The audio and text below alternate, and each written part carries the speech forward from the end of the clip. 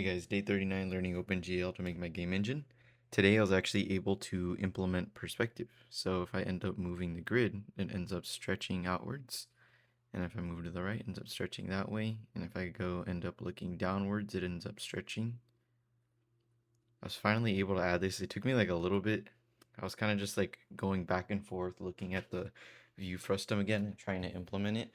I don't know what it was. It was like something like just clicked today. I ended up just rewriting everything, drawing everything, and then doing it over and over again, trying to understand exactly how everything is mapped to the near plane.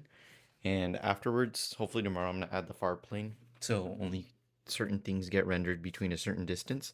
Right now, that's not happening. It's just purely the frontal plane that's allowing the perspective.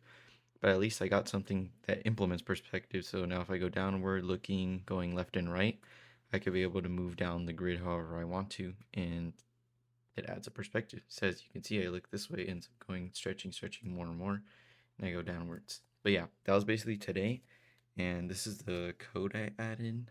Let me see if I can find it. This basically just has rotations and stuff. I just add this like mouse right. This is basically just keys so I can start moving things around whenever I want to. And it was right here. So basically this is how you implement the view frustum. I ended up doing 1 divided by tan, and then you get the FOV divided by 2 because it's split amongst the two triangles.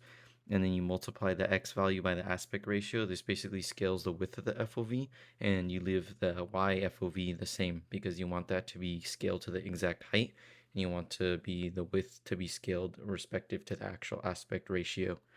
But that's basically what I added, and then I just added these scalars to the world space, so it ends up moving. But yeah, that was basically day 39.